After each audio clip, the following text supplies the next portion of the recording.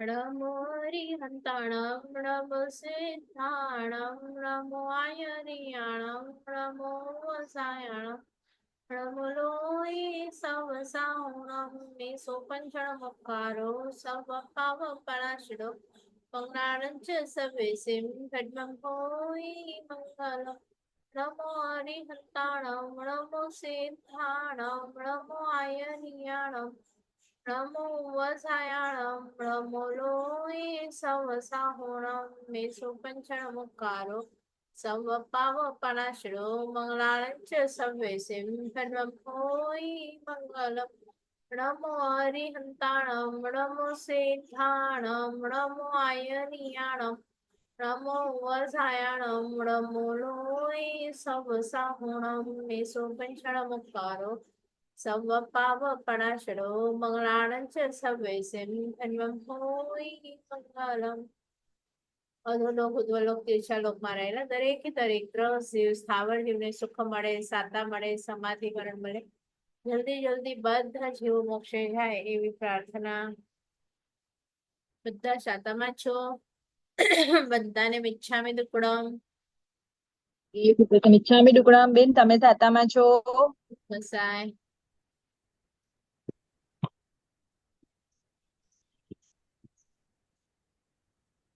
ચલો. આપણે આજનો વિષય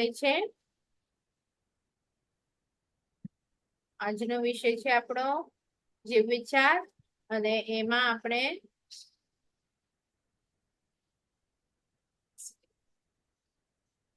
લાસ્ટ ટાઈમમાં ગાથા નંબર આપણે આઈ થિંક 27 કરી લીધી હતી. 28 થી આજે બાકી છે, તો 28 ગાથાને આપણે જોઈએ.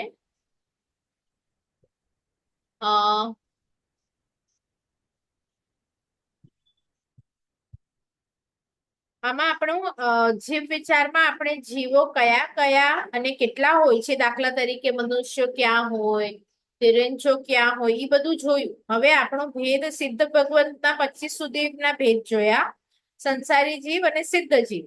અને એના પછી આપણે હવે એક દ્વાર ચાલુ કર્યું છે કે જેનું છે શરીરનું પ્રમાણ, હાઈટ, એનું દ્વાર કર્યું છે. તો એમાં આપણે હમણાં બધાની હાઈટ જોઈ રહ્યા છીએ. તો નાનામાં નાની કેટલી? તો કે અંગુલનો અસંખ્યાતનો ભાગ. અને મોટામાં મોટી કેટલી? તો આપણે લાસ્ટ ટાઈમ 27મી ગાથામાં જોઈ હતી, અને હવે આજેથી 28મી ગાથામાં આપણે 27માં એકેન્દ્રિયની જોઈ, હવે 2 ઇન્દ્રિય, 3 ઇન્દ્રિય અને 4 ઇન્દ્રિયની જોવાની છે. તો શું કહે છે? 12 જોયણ તેન્નેવ ગા ઉ આ જોયણમ ચ અણુકમ્મસો. એટલે શું? કે અનુક્રમે, છેલ્લો શબ્દ હતો ને અનુક્રમે. કોનું અનુક્રમે? તો નીચે લખ્યું 2 ઇન્દ્રિય, તે ઇન્દ્રિય અને 4 ઇન્દ્રિય. તેહમ ઉચ્ચતમ. તેહમ એટલે શરીર છે, ઉચ્ચતમ શબ્દ નથી. તેહમ ઉચ્ચતમ એટલે દેહોની ઊંચાઈ. તો કેટલી છે? તો ઉપર લખ્યું 12 જોયણ એટલે યોજન. જોયણ એટલે શું? યોજન. એટલે 12 એટલે કે 12 યોજન. પછી લખ્યું તિન્નેવ એટલે કે 3 ઘા ઉ આ. તો આ 3 ઘાવ કોની લખે છે? તો કે તે ઇન્દ્રિયની. અને પછી 4 ઇન્દ્રિયની કેટલી? તો ખાલી જોયણ એટલે કાંઈ આગળ આંકડો નથી, એટલે એક યોજન. એટલે 3 આવી રીતે શબ્દ આપ્યા છે. 12 યોજન, 3 ઘાવ અને 1 યોજન. આ કોની કોની છે? તો નીચે લખ્યું પહેલી છે તે 2 ઇન્દ્રિયની, બીજી છે તે ઇન્દ્રિયની, અને ત્રીજી છે તે 4 ઇન્દ્રિયની. તો તમારે લાઈન કનેક્ટ કરવાની. 12 યોજન ને 2 ઇન્દ્રિય સાથે લાઈન પેન્સિલથી કનેક્ટ કરો. 3 ગાવ છે તે ઇન્દ્રિય, અને જોયણ લખ્યું છે તે 4 ઇન્દ્રિય. એટલે ગાથા નંબર 28 ખ્યાલ આવ્યું? કોના કોના હાઈટ કહી રહ્યા છે? 2 ઇન્દ્રિયનું મેક્સિમમ હાઈટ કહી રહ્યા છે, તે ઇન્દ્રિયનું મેક્સિમમ હાઈટ. બરાબર. અને બાજુમાં તમને ટેબલ પણ આપ્યું છે આજ ગાથા રિલેટેડ. તો હવે આવી ક્યાં હોય છે? તો આવી હમણાં નથી, આપણી પાસે નથી, પણ આટલી વધારેમાં વધારે હોઈ શકે. બરાબર. અને એ પણ પછી ક્યાં છે એ બધું આગળ આવશે. હમણાં તો મેક્સિમમ આટલી હાઈટ હોઈ શકે એટલું ખાલી ગાથા નંબર 28 આપણને બતાડે છે. આ હમણાંનું નથી, બરાબર. હમણાં આપણને સાવ નાના નાના બે ઇન્દ્રિય, તે ઇન્દ્રિય, ચોરેન્દ્રિય દેખાય છે. તો જેવી રીતે આપણે મનુષ્યમાં પણ હાઈટ જોઈશું કે નારકોમાં પણ જોઈશું, તો ઈ મેક્સિમમ વાળું આપણને કે છે. પણ બીજી બધી તો છે જ. દાખલા તરીકે 29માં જ હમણાં તમને બતાડે છે, તો બીજી નથી આપી. પણ શું લખે છે 29મી ગાથામાં? ત્યાં હેડિંગ આપી દીધું છે તમને કે હવે નરકના જીવોની શરીરની ઊંચાઈ આપણે જોઈશું. તો શું કહે છે? પહેલો શબ્દ છે ધણુ, એટલે કે ધનુષ્ય. પછીનો શબ્દ છે સય, સય એટલે 100. પછી છે પંચ, એટલે સંસ્કૃતમાં ઊંધું લખાય. આપણે કેમ બોલીએ 500, તો અહીંયા કેવી રીતે હોય? 5 પછી લખાય અને 100 પહેલા લખાય. એટલે સય અને પંચ છે, એનો અર્થ શું થયું? 500. અને પમાણા એટલે કે પ્રમાણે. તો કેટલું? ધનુષ્ય 500 પ્રમાણે. આ કોનું છે હાઈએસ્ટ? તો લખે છે નેરૈયા. નેરૈયા એટલે નારકીના જીવો. અને એ પણ કયા નારકીના જીવો? કારણ કે 7 નારકી છે. તો અહીંયા લખે છે સપ્તમાઈ પુઢવી એ, એટલે શું? 7મી નરક વિશે અમે કહીએ છીએ. પૃથ્વી, પુઢવી એટલે પૃથ્વી. 7મી નરકની પૃથ્વી માટે અમે કહીએ છીએ. કેટલું છે? તો કે ધનુ એટલે કે ધનુષ્ય 500, ધનુષ્ય પ્રમાણ. તો પછી બીજી બધી નારકીના જીવોનું કેટલું? તો લખે છે તત્તો, એટલે શું કરવાનું એની માટે? અધ, અધ એટલે અડધું કરો. ઉપરનાથી અડધું અડધું અડધું તમે શું કરો? તો કહે છે અધ ઉણા. શબ્દ બે છે, એક છે અધ અને પછી છે ઉણા. ઉણા એટલે ઓછું. ઉણાની નીચે લખી દો ઓછું. ક્યાં પણ ઉણા શબ્દ આવે એટલે માઇનસ. તો કેટલું માઇનસ કરો? અડધું માઇનસ કરો. અને નેયા એટલે જાણો. આ ક્રિયાપદ છે. ક્રિયા કઈ થાય છે? નેયા એટલે જાણો. શું જાણો? ક્યાં સુધી અડધું અડધું કયો? તો શબ્દ છે રયણ પહા. રયણ એટલે રત્ન અને પહા એટલે પ્રભા. અર્ધમાગધી શબ્દમાં અડધા શબ્દોનો લોપ થઈ જાય, એટલે એ લોકો બોલે નહીં. પહા, પહા છે તે પ્રભા શબ્દ છે. રયણ છે તે યસ એનું થયું છે, તનું થયું છે. રત્ન પ્રભા એનું રયણ પહા. તો આવી રીતે છે તે જાણો તમે, બરાબર. તો હવે આપણે આખી ગાથા જોઈએ. તો અહીંયા આપણને એકનું જ આપ્યું છે, 7મી નરકનું, અને એ પણ 500 ધનુષ્ય. તો તમને જે ટેબલ આપ્યું છે તેમાં જો ઉત્કૃષ્ટમાં શું કર્યું છે? અડધું અડધું અડધું. તો 7મી નરકનું ઊંચાઈ 500 ધનુષ્ય. છઠ્ઠાની એની અડધો કરું તો કેટલું થાય? 250 ધનુષ્ય. પછી 5મી બાજુ 125 ધનુષ્ય, એટલે એનું અડધું થયું. હવે 125 ને હાફ કરો તમે, તો આમ ન ખબર પડે તો 120 ને હાફ કરીએ તો 60 થાય. અને ઉપરનું 5 છે એનું અઢી થાય. એટલે શું લખ્યું? 62 ધનુષ્ય. પછી 62 નું હાફ કરશો તો 31 ધનુષ્ય. એનું હાફ કરશો તો 15, એનું હાફ કરશો તો 7. આપણે હમણાં પાછળનું ઈઝી માટે હમણાં લેતા નથી, પણ અંદાજિત આટલા હાઈટ વાળા નારકીના જીવો હોય છે. તો ખ્યાલ આવ્યું? નીચેથી પણ પહેલી નરકનું મૂકી શકે, પણ પહેલી નરકનું અઘરું છે, એટલે આપણને ઈઝી માટે શું કીધું? 7મી નરકમાં તમે નીચે જશો તો 500 ધનુષ્યની હાઈટ વાળા મોટા મોટા નારકીના જીવો છે.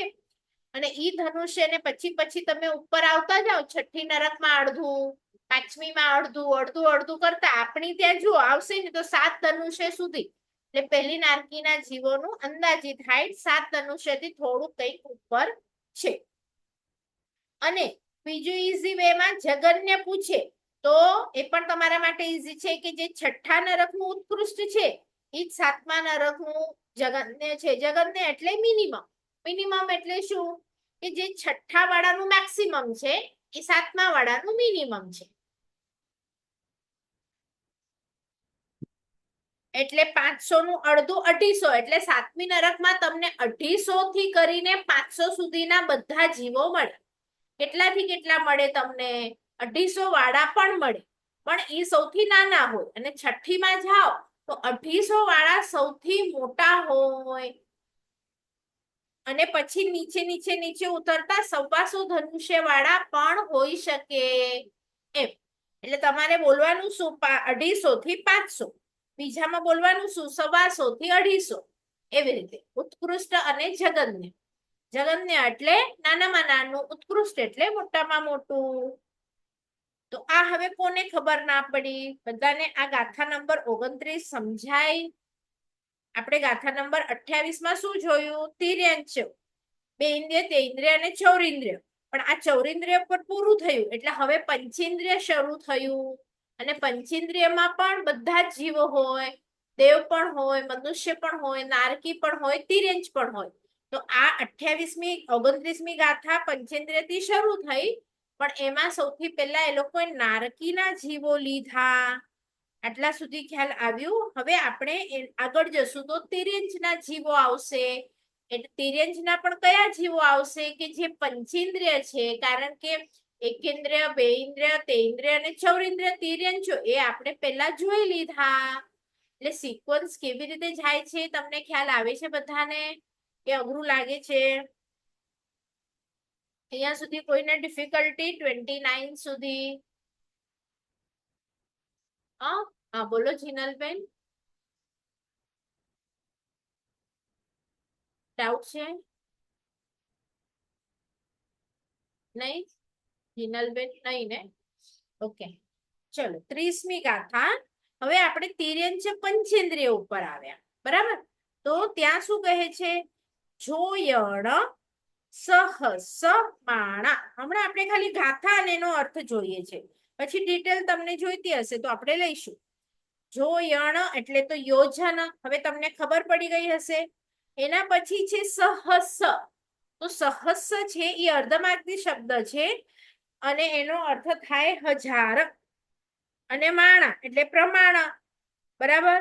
તો 1000 યોજન પ્રમાણ એ કોણ છે? 1000 યોજન. હવે જો આ અર્ધમાર્ગી શબ્દમાં સહસ આવે અને સંસ્કૃત શબ્દમાં સ, હ અને પછી તમે સસલા વાળો સ લખો ને, જેવી રીતે પ્ર લખો તો કેવી રીતે લખો? પ લખી અને આમ કરો, કટ કરો ગુજરાતીમાં નીચે. તો એવી રીતે તમારે સસલાનો સ લખી અને કટ કરવાનું છે. બધા લખો, સ લખી અને આમ કટ કરો, જેવી રીતે પ્રમાણ લખીએ છીએ પ્ર, એવી રીતે સ્ર લખો. તો તમે જોશો તો એ તમને લાગશે શબ્દ બને છે ત્ર જેવો, પણ ત્ર નથી, એ સ્ર છે. પ્રોનાઉન્સ કરો. ઘણા લોકો માટુંગાનું જીનાલય છે ને એને શું કે? સહસ્ત્ર. સહસ્ત્ર જીનાલય. સહસ્ત્ર નથી, ત્ર નથી, સહસ્ર. સ્ર કેમ છે? કારણ કે સ ને તમે કટ કર્યું આમ નીચે. સહસ્ત્ર જીનાલય એટલે કે એની ફણા 1000 છે. સ્ત્ર બોલો એટલે સહ એટલે સાથે અને અસ્ત્ર, અસ્ત્ર સાથે એવો ઉલ્લેખ થાય. તો પાર્શ્વનાથ પ્રભુ અસ્ત્ર સાથે છે એવો ઉલ્લેખ થાય. સહસ્ત્ર જીનાલય અને સહસ્ર જીનાલય ખબર પડી? તમે લોકો બધા શું બોલતા હતા હમણાં સુધી? માટુંગાનું કયું જીનાલય? સહસ્ત્રફણા કે સહસ્રફણા?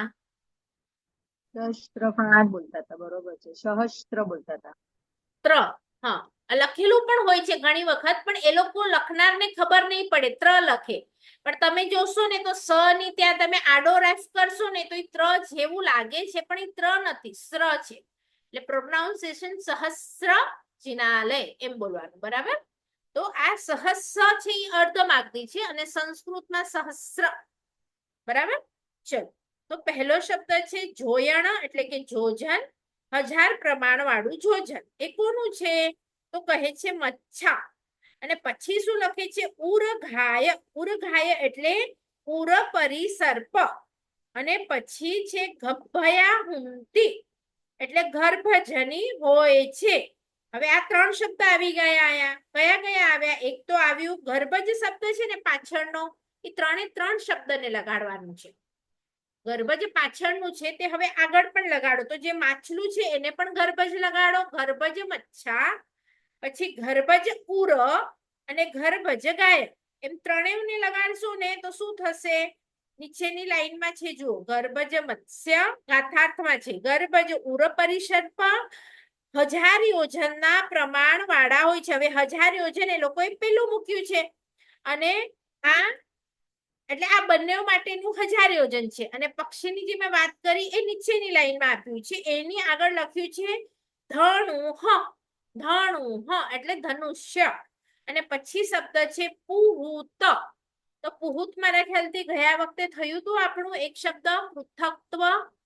શેમાં થયું હતું કે નથી થયું? પૃથક્ત્વ શબ્દ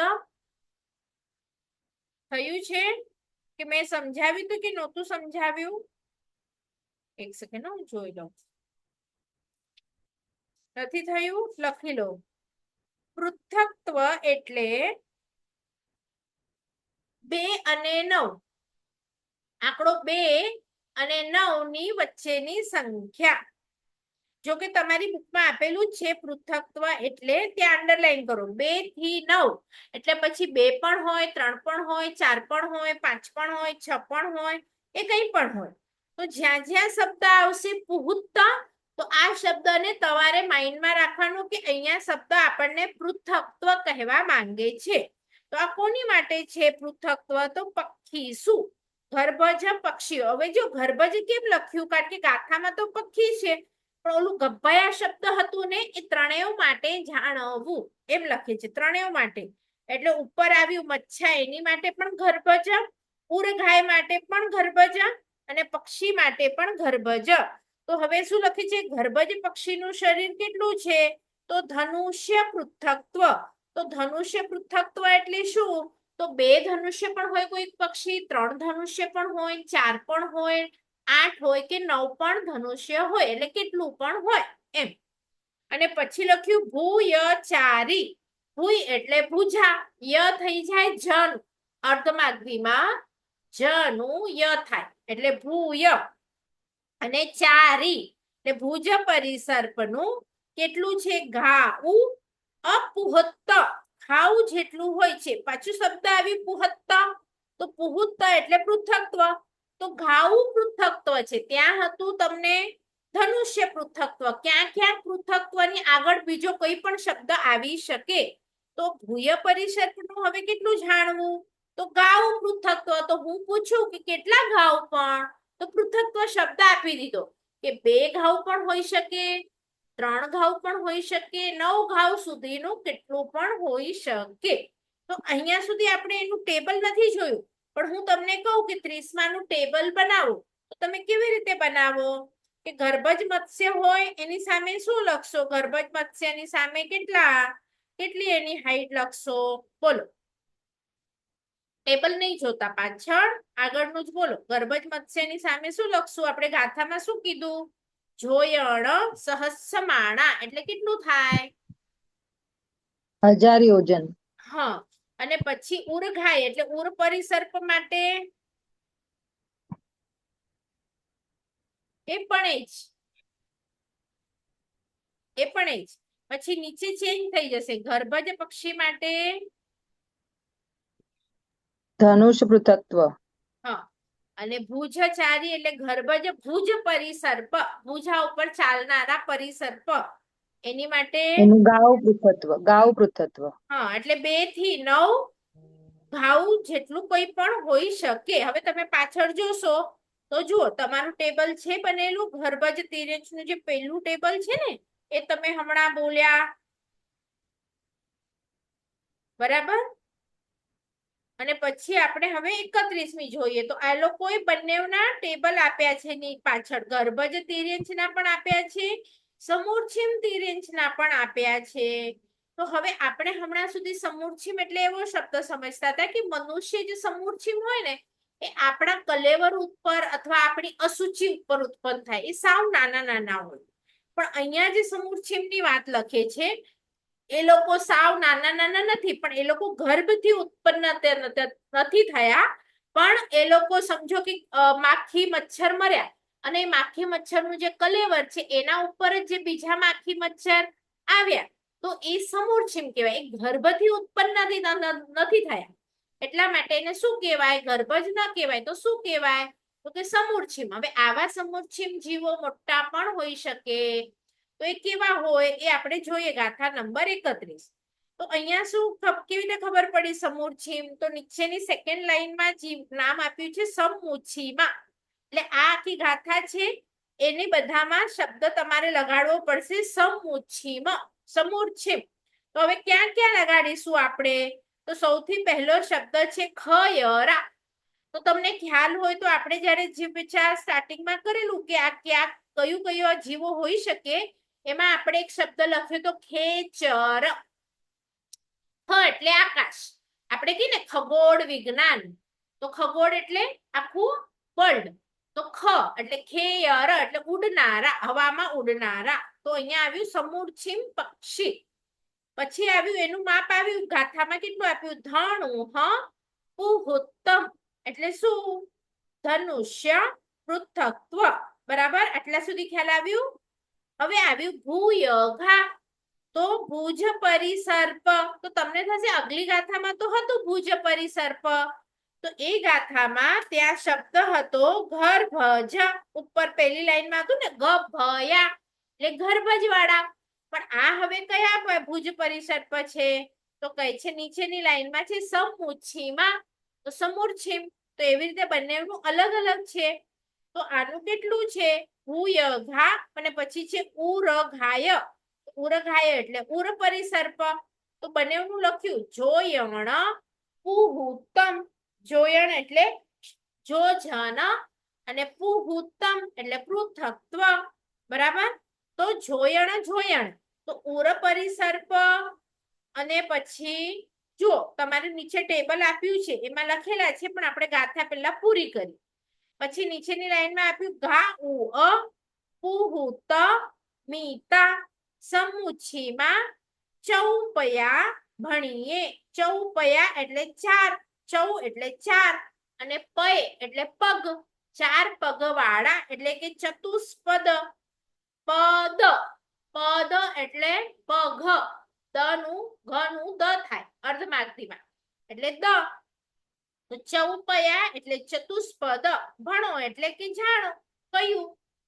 તો ભણો એટલે ભણવાનું ભણો નથી. બરાબર, તો આનું સેમ ટેબલ તમને નીચે આપી દીધું છે કે જળચર 1000 યોજન, પછી ઉર પરિસર્પ યોજન પૃથક્ત્વ એટલે તમારે શું બોલવાનું? 2 યોજન થી 9 યોજન. ખેચર 2 ધનુષ્ય થી 9 ધનુષ્ય. ભુજ પરિસર્પ 2 ધનુષ્ય થી 9 ધનુષ્ય. અને ચતુષ્પદ 1 ઘાવ. ઘાવ એક નહીં બોલી શકો, કારણ કે પાછળ પૃથક્ત્વ શબ્દ છે એટલે એક ઘાવ પૃથક્ત્વ એવું ન બોલાય. શું બોલાય? કાં તો ઘાવ પૃથક્ત્વ, કાં તો બોલાય 2 ગાવ થી 9 ઘાવ. એટલે બંનેમાંથી કોઈ પણ એક પ્રોનાઉન્સ કરવાનું. કાં તો 2 ગાવ થી 9 ઘાવ અથવા તો ગાવ પૃથક્ત્વ. પછી બંને નહીં લખવાનું 2 ને 9 ને પૃથક્ત્વ, કારણ કે 2 અને 9 ને એવું પૃથક્ત્વ શબ્દ ન લાગે. આ વસ્તુ ક્લિયર થઈ? કાં તો તમે ઘાવ પૃથક્ત્વ બોલશો, કાં તો 2 થી 9 ધનુષ્ય બોલશો. ખ્યાલ આવ્યું બધાને? આ સમૂર્છિમ હતું, આગળ ગર્ભજ હતું. અને આ બધા 5 ઇન્દ્રિયો ધરાવે છે એટલે આંખ પણ છે, કાન પણ છે, નાક પણ છે, બધું જ છે, મોઢું પણ છે. બરાબર, એટલે એવું નથી કે 2 ને 3 ને 4, 5 છે. 5 ઇન્દ્રિયો ધરાવે છે. બરાબર, એટલે આપણને કોઈ કહે મહાત્મા કે તમારો પંચેન્દ્રિયનો એક ભાવ છે, તો એટલા માટે પંચેન્દ્રિયનો એ ખાલી ભાવ બોલ્યા છે. તો જીવ વિચાર ભણો ને પછી આપણને ખબર. પહેલા તો મગજમાં જયારે ન ભણીએ તો એવું જ લાગે કે પંચેન્દ્રિય એટલે આપણું મનુષ્યનું જ હશે, પણ એવું નથી. કારણ કે દેવો પણ પંચેન્દ્રિયમાં આવે, નારકો પણ પંચેન્દ્રિયમાં આવે, તિર્યંચો પણ પંચેન્દ્રિયમાં આવે અને મનુષ્યો પણ આવે. બરાબર, તો આપણે હવે શેમાં જશું પંચેન્દ્રિયમાં? તો એ આપણે પછી પાછું એમને પૂછવું પડે એમ. તો અહીંયા સુધીની ગાથા ખ્યાલ આવી હોય તો આપણે મનુષ્ય તરફ જઈએ, કારણ કે હમણાં આપણે નારકી પૂરું કર્યું અને તિર્યંચ પૂરું કર્યું પંચેન્દ્રિયમાં. હવે પંચેન્દ્રિયમાં મનુષ્ય આવશે. અહીંયા સુધી કોઈને ડિફિકલ્ટી ખ્યાલ આવે છે? મનુષ્યમાં જઈશું. ચલો, એટલે ગાથા નંબર 32 ની ઉપર જ લખ્યું છે તમારે કે મનુષ્યનું હવે આપણે શરીર જોઈશું. તો અહીંયા શું કહે છે?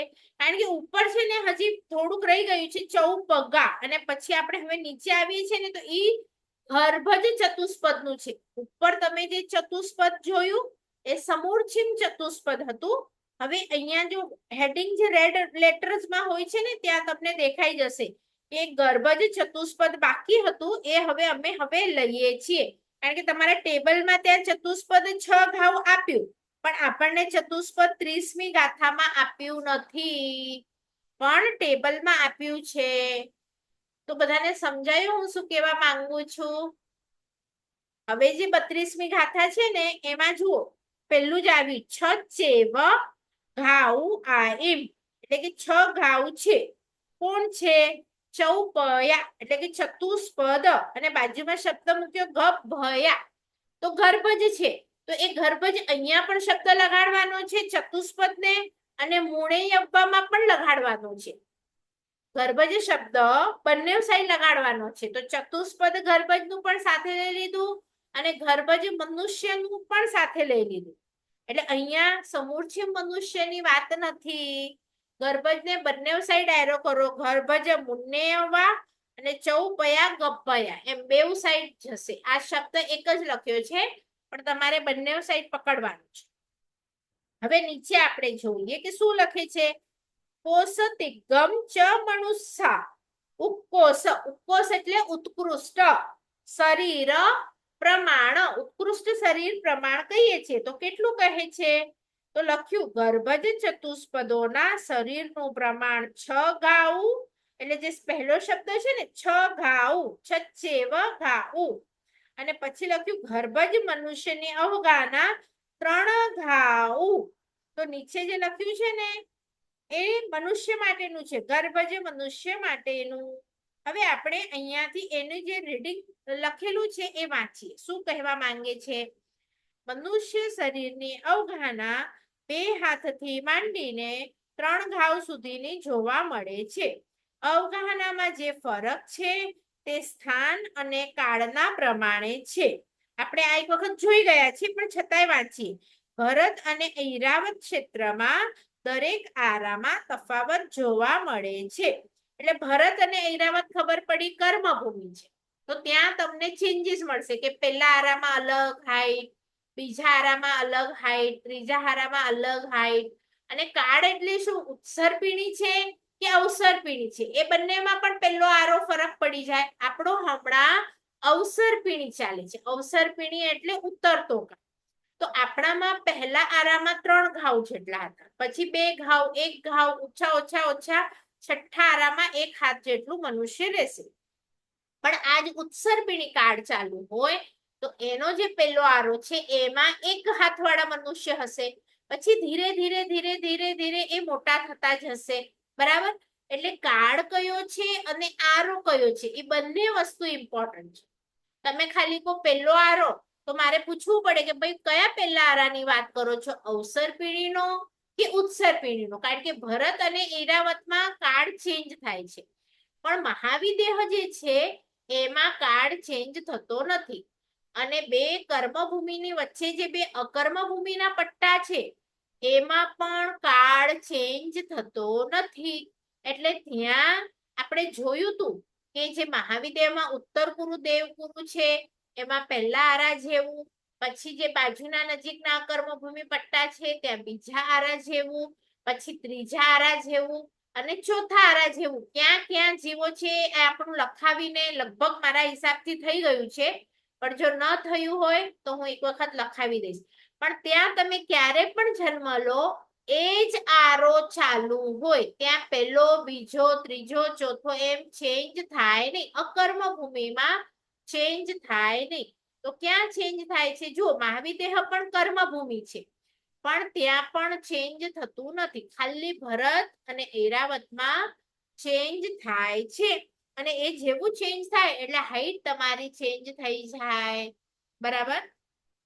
તો આટલું વાંચ્યું. પછી અહીંયા લખે છે દેવગુરુ ઉત્તર ગુરુમાં જો પ્રથમ આરા પ્રમાણે, એટલે આ બંને ક્ષેત્ર છે ને તમે હાફ રાઉન્ડ જેવા બનાવ્યા હતા મેરુ પર્વતની ઉપર અને નીચે. બરાબર? તો એ મહાવિદેહમાં છે. પછી હરિવર્ષ અને રમ્ય, એટલે મહાવિદેહથી તમે ભરત સાઈડ આવો ને એટલે પહેલા આ આવે, બંને સાઈડ ઐરાવત સાઈડ જાઓ અને ભરત સાઈડ જાઓ. પછી બીજા આરા પ્રમાણે ત્યાં રહેલું છે. અને હિમવંત, હિમ એટલે બરફ, તો આપણા ભરતની નજીકમાં હિમવંત અકર્મ ભૂમિનો પટ્ટો છે. તો એમાં અને ઓલી સાઈડ ઐરાવતની બાજુમાં હિરણ્યવંતનો પટ્ટો છે. તો ત્યાં ત્રીજા આરા જેવો કાળ છે અને મહાવિદ્ય ક્ષેત્રમાં ચોથા આરા પ્રમાણે છે. એટલે આપણું પહેલો બીજો ત્રીજો નું જો તમને યાદ હોય ને તો એ જ હાઈટના મનુષ્યો ત્યાં હોય. પછી લખી છે 56 અંતરદ્વીપ આપણે જોયા હતા પાણીમાં રાઉન્ડ રાઉન્ડ બનાવેલા જંબુદ્વીપ થી નીકળતા લવણ સમુદ્રમાં 7 તમે દ્વીપ બનાવેલી એવી 8 દાઢાઓ હતી. તો ત્યાં કેટલા મનુષ્યો હાઈટ શું છે તો કે 800 ધનુષ્યની કાયા 800 ધનુષ્યની બરાબર. એટલે આ બધું તમારે ખ્યાલ રાખવાનું કારણ કે મનુષ્ય ખાલી પૂછે કોઈ પણ તો તમારે કહેવાનું કયા મનુષ્ય પૂછો છો, પહેલા આરાના પૂછો છો, મહાવિદેહના પૂછો છો, ભરતના પૂછો છો. તો કયા ભરતમાં પણ કયા આરો કયો એટલે ઉત્સર્પિણી કે અવસર્પિણી બધું તમારે એકદમ ક્લિયર લખવાનું. પછી એના નીચે લખ્યું છે આવા પ્રકારે તિર્યંશ અને મનુષ્યની ઉત્કૃષ્ટ અવગાહના જાણવી. આવા એટલે મનુષ્ય પણ અને તિર્યંશો પણ એટલા જ ઊંચા હોય. પહેલો આરો હોય ને આપણી ત્યાં જયારે આપણા મનુષ્ય 3 ગાઉ હોય ને તો તિર્યંશો પણ એટલી હાઈટ હોય ને તિર્યંશોમાં પણ આ જ ઘટાડો આરા પ્રમાણે જોવા મળે. આવા કેટલાક શરીર આપણા સહુના આત્માએ અનંતી વાર ભોગવી લીધા છે, ધારણ કરી લીધા છે. આવા શરીરો દ્વારા અનંતી વાર અનેક પ્રકારના ખાનપાન આપણે આરોગ્યા છે, ભોગ ભોગવ્યા છે. કર્મના વિપાક, વિપાક એટલે ફળ. તો કર્મના વિપાક અને કડવા ફળ ભોગવ્યા છે છતાં પણ આજે આ જીવ અજ્ઞાન દશામાં અથડાતો રહ્યો છે. આ બધું જાણ્યા પછી તમે સમજ્યા પછી અજ્ઞાન દશા છોડી જ્ઞાન દશામાં પ્રવેશ કરવો અત્યંત આવશ્યક છે. જેમ જેમ અજ્ઞાન દશા ટળે જ્ઞાન દશા પ્રગટે તેમ તેમ જ્ઞાન ગર્ભિત વૈરાગ્યની પ્રાપ્તિ થાય. આવા જ્ઞાન ગર્ભિત વૈરાગ્યની પ્રાપ્તિ એ જ જ્ઞાન પ્રાપ્તિની સફળતા છે. એટલે કે આપણે વિચારવાનું કે હજી મને કેટલા જન્મ લેવા પડશે કારણ કે એક પણ સમય એવો નથી આટલી લાખો ચોવીસીઓ કરોડો અબજો ચોવીસીઓ થઈ ગઈ એ વખતે પણ મારો આત્મા તો ક્યાંક ને ક્યાંક હતો. તો ગર્ભ જ જો મનુષ્યમાં હોય તો આટલી હાઈટ હતી, આટલી હતી, આટલી હતી. તો મને બસ આવું જ કરવું છે હજી પણ હજી અનંતા જન્મ મરણ કરવા છે કે જન્મ મરણ મારે ટૂંકાવા છે. તો જેને એમ છે કે મને સુખી થવું છે, હવે મને જન્મની પીડા નથી જોઈતી, મરણની પીડા નથી જોઈતી, બીમારીની પીડા નથી જોઈતી, સ્વજનનો વિયોગ નથી જોઈતો, તો મારે આ જીવ વિચાર પછી નવતત્વ, દંડક, લઘુ સંગ્રહણી, 6 કર્મ ગ્રંથ એ બધું ભણવું છે. બાકી તો આપણને એમ થાય કે ઠીક છે હવે મળે છે તો બીજા પણ જીવે છે એમ જીવીશું. તો એની માટે કાંઈ નથી. પણ જેને વૈરાગ્ય પ્રાપ્ત કરવું છે, છૂટવું છે આ 84 ના ચક્કરમાંથી, એની માટે આગળ આગળ ગ્રંથો આવશે એમ અહીંયા કહેવામાં આવે છે. હવે નીચે તમને આપી દીધું કે ક્યાં ક્યાં કેટલી કેટલી હાઈટ છે. તો જુઓ પહેલો આરો 3 ગાઉ, બીજો આરો 2 ગાઉ, ત્રીજો આરો 1 ગાઉ, ચોથા આરામાં 500 ધનુષ્ય ઋષભદેવની છે, પાંચમો આરો 7 હાથ આપણો હમણાં છે અને છઠ્ઠો આરો 2 હાથ. અને પછી આ બાજુ તમે કારણ કે દેવમાં ઉપર ઉપર આવશે તમને 1 હાથ, મનુષ્યમાં 2 હાથ. આપણે છઠ્ઠા આરાના મનુષ્ય.